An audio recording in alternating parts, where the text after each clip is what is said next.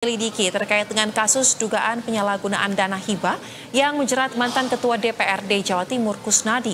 Selain menggeledah kediaman anggota DPD RI Lanyala Mataliti di Surabaya, Jawa Timur, KPK juga menggeledah kantor Komite Olahraga Nasional Indonesia atau KONI Jawa Timur. Penggeledahan berlangsung kurang lebih selama 6 jam pada Selasa sore kemarin. Usai menggeledah, penyidik kemudian memeriksa sejumlah dokumen serta beberapa orang terkait dengan penggunaan dana hibah yang bersumber dari mantan Ketua DPRD Jawa Timur Kusnadi. Kusnadi kini diketahui telah berstatus sebagai tersangka. Pemeriksaan difokuskan pada dokumen-dokumen penggunaan dana hibah sejak tahun 2017 hingga tahun 2022. Selain itu, sejumlah ruangan kerja, bendahara, dan juga ruangan sekretariat juga tidak luput dari proses penggeledahan. Beberapa staf, bahkan termasuk bendahara dan staf administrasi juga turut dimintai keterangan untuk mengkonfirmasi data yang terdapat dalam dokumen yang telah disita tersebut.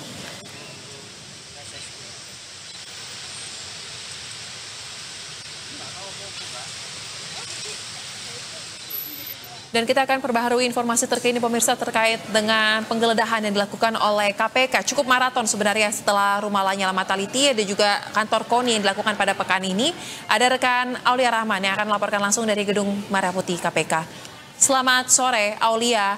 Setelah melakukan penggeledahan di kantor KONI dan di hari sebelumnya di rumah Lanyala Mataliti, apakah sebenarnya sudah ada fakta baru yang terungkap dalam kasus korupsi dana hibah APBD Jatim ini?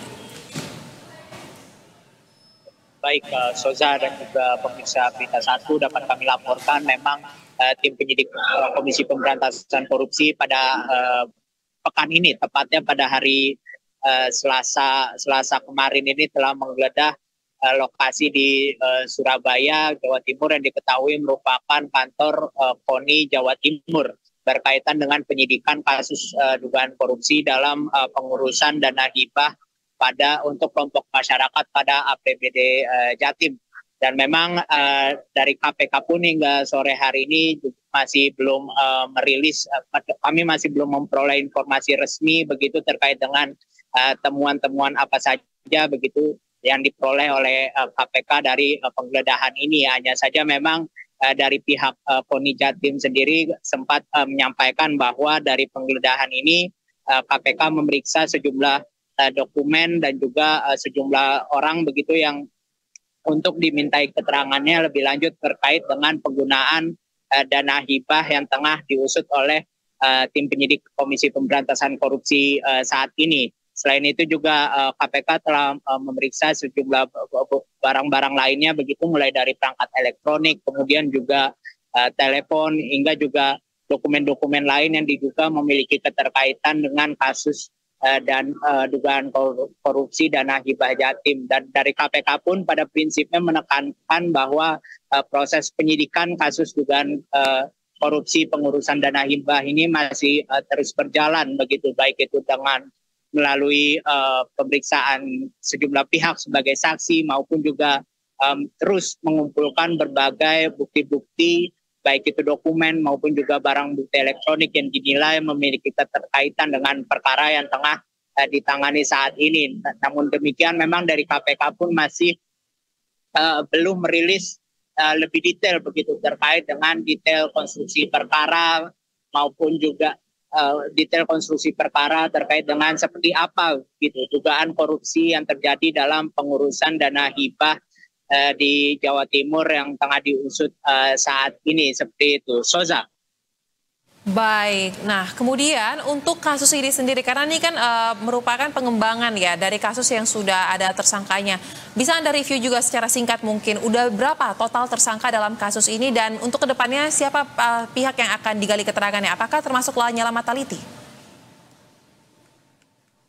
Ya baik Soza dan juga pemirsa dapat kami laporkan memang juga dalam kasus ini telah merupakan pengembangan begitu dari kasus lama yang serupa yang juga ditangani oleh tim penyidik KPK.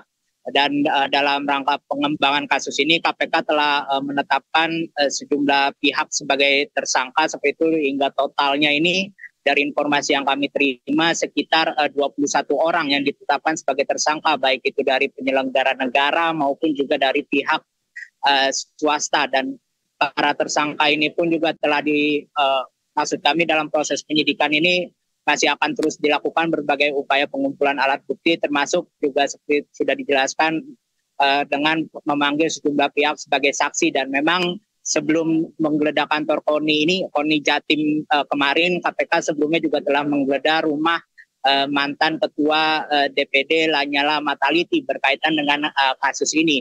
Dan memang dari KPK pun pada prinsipnya membuka peluang untuk memanggil sejumlah pihak sebagai saksi seusai melakukan penggeledahan, termasuk salah satunya yakni Lanyala itu sendiri, untuk dalam rangka mengonfirmasi lebih lanjut begitu terkait dengan pengetahuan yang bersangkutan atas kasus dugaan korupsi dana hibah yang tengah diusut oleh KPK saat ini. KPK pun tentunya pada prinsipnya tiap saksi yang dipanggil nantinya ini dinilai memiliki keterangan maupun juga informasi yang dinilai dibutuhkan oleh tim penyidik KPK, sehingga perlu dikonfirmasi lebih lanjut dan dilakukan pemanggilan dalam proses pemeriksaan di waktu mendatang. Hanya saja memang dari sejauh hingga sore hari ini kami masih belum memperoleh informasi resmi terkait siapa saja pihak-pihak yang akan dilakukan pemanggilan sebagai saksi dalam kasus ini.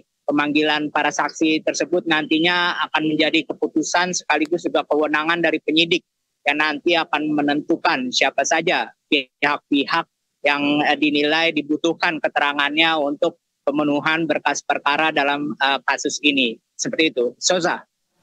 Baik, kami nantikan bagaimana kelanjutan dari pengungkapan dari pengembangan kasus dana hibah APBD Jatim tersebut. Terima kasih rekan Aulia Rahman telah melaporkan langsung dari Gedung Merah Putih KPK. Selamat kembali bertugas.